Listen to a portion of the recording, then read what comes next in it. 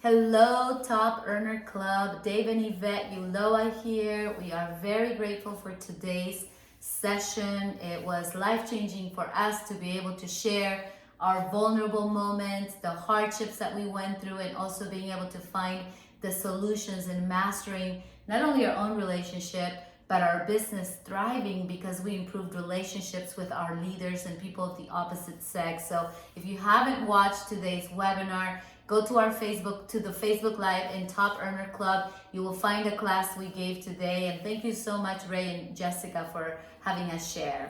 Yes, and as promised, we wanted to follow up with a short video teaching the covenant conversations.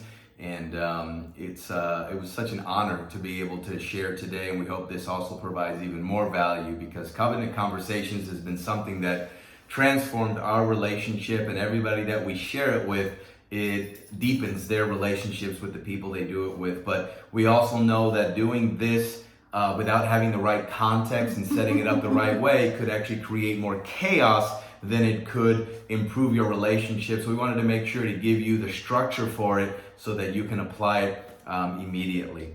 And the first part of the covenant conversations, and what covenant conversations is basically having in-depth conversations with your partner that you otherwise wouldn't, because maybe you feel threatened, maybe you feel hurt, maybe you don't want to blame, maybe you feel they might judge you. And so having these conversations is a place where you can create tremendous amount of safety. You can be open, you can be vulnerable without feeling judged or without that being used against you later. So the key to starting it is to open up with a prayer or a meditation. Whatever your spiritual belief is, to starting it off with one of you or both of you, just starting off with a loving prayer where you commit to being open and honest and creating a conversation of safety. Yes, and this is a deeper level of a crucial conversation, because we found that doing these covenant conversations with each other, not only did it draw us closer, but also having them with our leaders is making a huge difference. And so remembering what we taught earlier today, that when we do these covenant conversations, we must step into human spirit and allow our reactive nature to not be there, because this is all about sacred, and it's all about allowing safety in the conversation. So it's all about bringing love, forgiveness, compassion, trust, and you both must agree to be present and available for each other, that no matter what is said, that you're going to be present. You're not going to go somewhere where human animal is going to kick in and all of a sudden a fight and blaming, and you did this and I did that. You want to avoid all of that. So being present, blocking anything out, turn your cell phones off, turn your social media off, and be present in the conversation with your partner. And there's also things that you want to avoid as well. Yes, the most important thing is you don't want judgment to live in this conversation. You excuse judgment out, and this is about unconditional love, because the whole purpose of these conversations is for you to be able to release things that are making you frustrated, or things that perhaps you wouldn't tell your partner, but that are going to hurt your relationship, your business in the long term. So no defensiveness, no blaming, and staying away from victim mode. As a matter of fact, we have a rule that we never say, you did this to me, or it's only that how I felt when this happened was, and how I reacted, and what I experienced when you were on the road and we didn't talk, or whatever it was that happened in the situation. Always point fingers at ourselves, not at what you think the other person did wrong. Because remember, people are doing the best they can with the limited resources they have.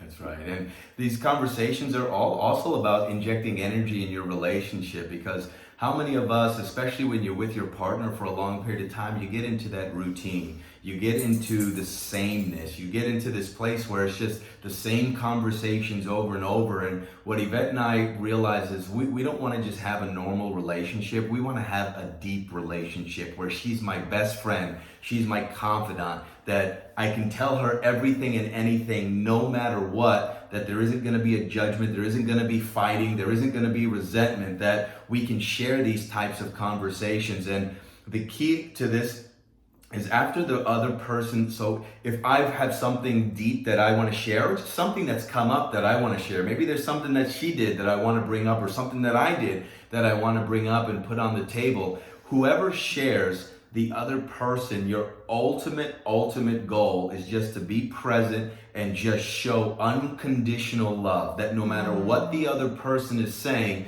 is that you're present. You're not going to go somewhere where you're going to get angry and pissed off. That you make that commitment that you're going to show unconditional love and be present and available as they're speaking. And I would tell you that can be the hardest part, because sometimes we feel defensive or we feel attacked, and so that's when we use BOP, breathe, open, and pause. So he may be saying something and I'm like, I did not do that, or whatever it is. And so breathe, open, pause, and we have our emotional support dog here that is taking He's a great referee.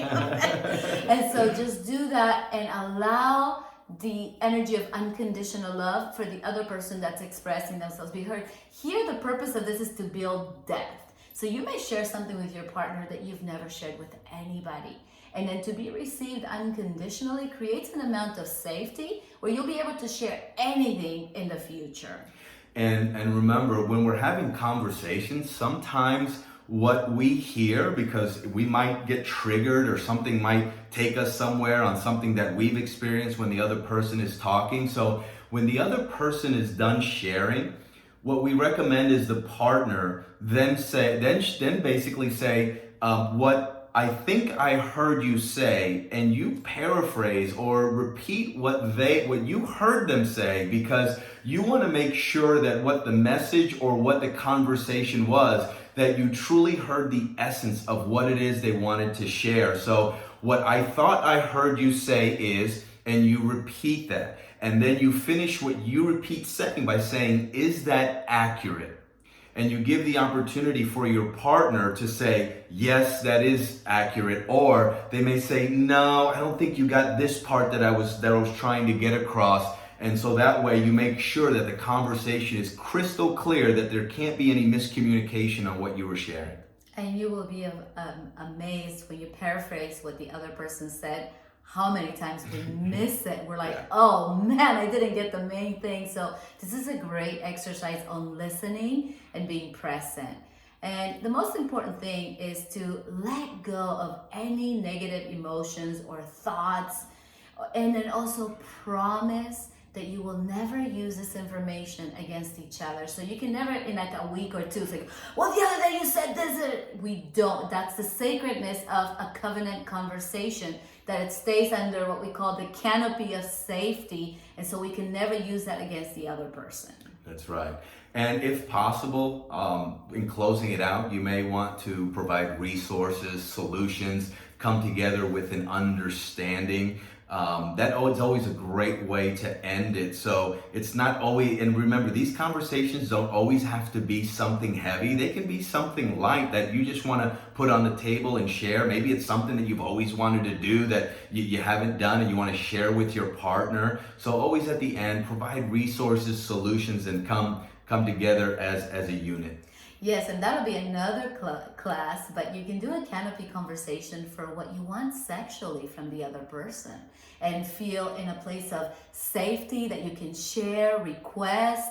And our mentor taught us, the first canopy conversation she had with her husband about their sexual needs, she had to be in a different room because she didn't want to look at him. And so you can create an amazing sacredness of what would your dream date be like, or what would you like to experience that's wild and amazing in your life, and you can create an amazing canopy conversation. That's right. And to close it out, another prayer, another meditation. You can hug it out, you can kiss it out, and you can basically just close that covenant conversation and honor and thank each other for having the courage and also just the love to do a covenant conversation. Covenant conversation. And you can do a version of this with your leaders in your team. I've done, covenant conversations with my dad, where, there was a block that we had, some frustration in the past, and we were able to clear it up. And there's just so much love between my dad and I now. Because of that conversation. It was really life-changing for us. So my friends, we are so excited to be on this journey with you. Thank you for listening to today's call. Yes, we honor you. We appreciate you. TEC, we love you guys and look forward to getting to know you even more, and hopefully look forward to seeing you in May. Thank you guys.